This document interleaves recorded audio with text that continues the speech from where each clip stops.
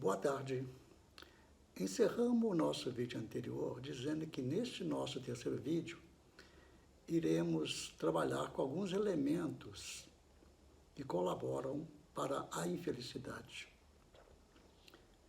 Em nosso livro O Homem Mau, aquele que encontrou a liberdade, a paz e felicidade, listamos 4 elementos: a ação, a vontade, o caráter empírico e o ego.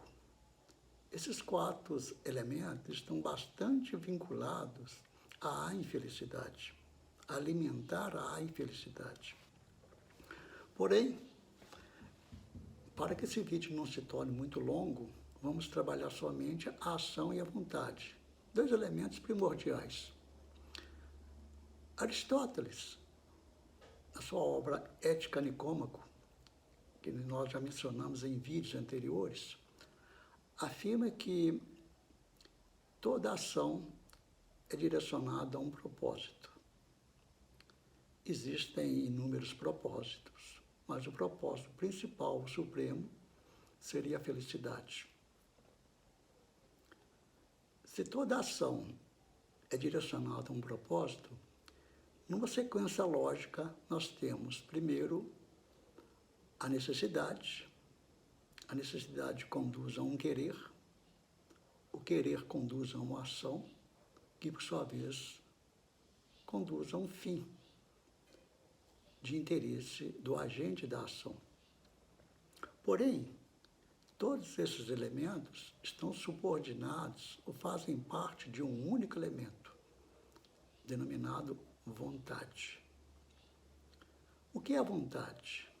Vontade é uma força universal. Na filosofia, Arthur Schopenhauer denomina a vontade de vida. Nietzsche chama de vontade de poder. A vontade movimenta, faz parte de todos os seres, seja uma planta, um inseto, um animal, ou um ser humano. A vontade está sempre em movimento.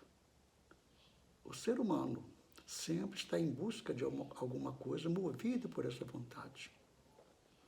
Se nós observarmos na própria natureza, um insetozinho, sempre ele procura sobreviver. Sempre ele procura manter a sua vida. Uma planta, se estiver colocada em um lugar onde ela não consegue acessar o sol, ela procura um meio de desviar para poder fazer uso da ação solar. Portanto, a vontade, ela existe em todas as formas de vida. Eu tive a oportunidade de observar nos Estados Unidos, em um deserto, um cacto que, visando preservar a água que é escassa na região, ele lança substâncias tóxicas ao redor para evitar o nascimento de outras plantas que possam competir com o precioso líquido. A vontade tem uma característica, essa vontade universal. Ela não tem um fim, ela não tem um propósito final. No momento que ela atinge um determinado propósito, ela sempre se encaminha para um propósito seguinte. Obstáculos podem detê-la momentaneamente, porém a vontade se desvia e vai em busca sempre de novos propósitos, de novos objetivos. A vontade não tem uma satisfação final. Portanto, no momento que o ser humano associa a felicidade à satisfação, podemos dizer que esse ser humano será um eterno sofredor, um eterno infeliz. Toda a existência flui entre o querer, o alcançar e o preservar. Vamos fazer um pequeno raciocínio matemático Para verificar nesse processo de querer alcançar e procurar manter ou preservar, às vezes em que o elemento infelicidade ocorre e às vezes onde o elemento felicidade também ocorre. Partindo da necessidade, havendo necessidade, há um incômodo. Não há espaço para a felicidade, mas sim, possivelmente, para a infelicidade. A necessidade dá origem a um querer. Esse querer também é fonte de infelicidade, porque é incômodo. Digamos que a pessoa consiga alcançar o seu propósito. Neste momento, há um apaziguamento da mente. Há um momento onde a vontade se detém. Este momento, comumente, é denominado pelas pessoas de felicidade. Porém, é algo momentâneo. É um soluço de felicidade. Por quê? Em seguida, vem a intenção de preservar e o medo de perder. Isso causa infelicidade. Caso a pessoa consiga preservar, há o risco do tédio e da indiferença. Também fontes de infelicidade. E se ocorre a perda, aí sim haverá infelicidade. Então podemos constatar que nesse percurso, nesse processo entre querer, conquistar e preservar, 5 ou 6 vezes vamos deparar com a infelicidade e uma só vez com aquilo que é denominado felicidade, uma felicidade momentânea, um soluço de felicidade.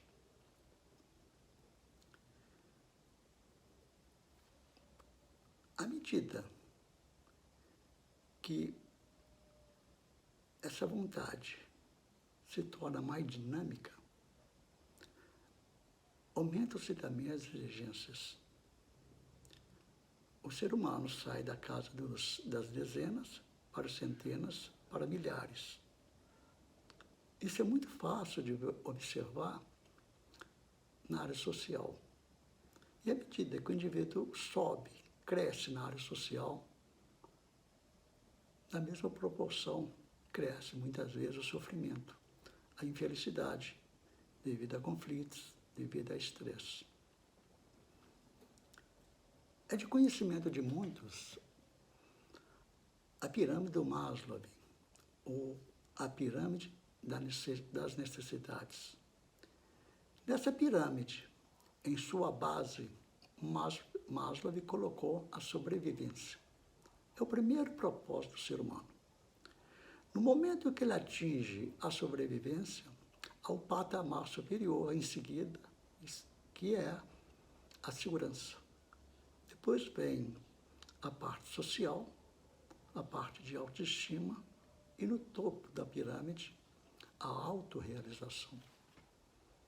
Ora, se todas as necessidades foram atendidas, a autorrealização significaria que o ser humano está vivendo a plena felicidade. Mas não é isso que comumente ocorre.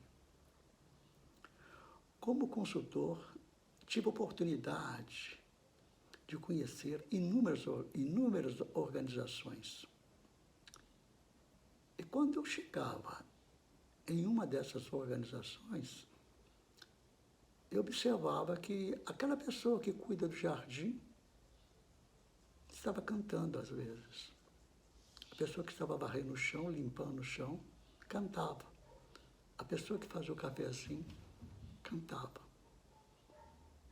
Eu nunca percebi, nunca vi um diretor ou presidente cantar. Em um dos meus livros, Motivação e Cooperação, afinal, por que se trabalha?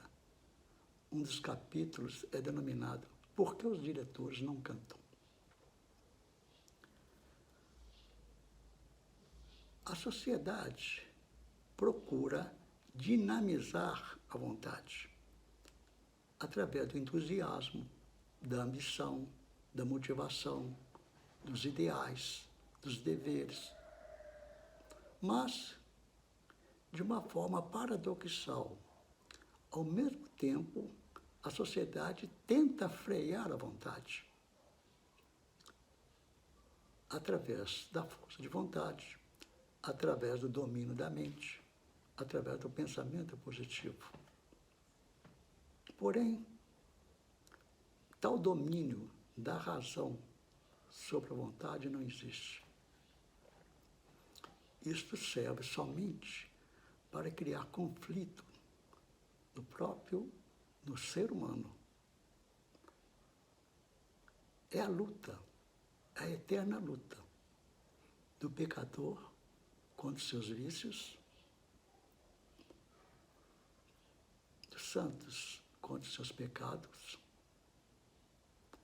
uma luta que leva somente ao sentimento de culpa. Freud, em uma de suas obras, afirma que é impossível o ser humano ser feliz vivendo em sociedade devido ao sentimento de culpa. Na realidade, o que ocorre é que existe uma supremacia da vontade sobre a razão. A vontade vem antes, o querer vem antes.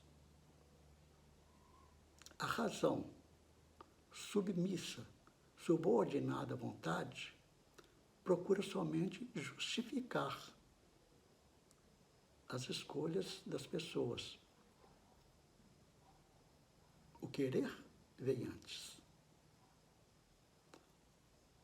É por isso que podemos dizer que a pessoa não quer algo porque é bom, mas acha esse algo bom porque o quer. Ciente dos inúmeros elementos que colaboram para alimentar a infelicidade, gostaríamos de encerrar esse nosso vídeo colocando uma pergunta. É possível transformar um ser humano infeliz em um ser humano feliz? Em nosso próximo vídeo, iremos tratar desse assunto. Nosso próximo vídeo terá o nome de Fontes de Infelicidade. Esperamos que esse vídeo lhe tenha sido útil.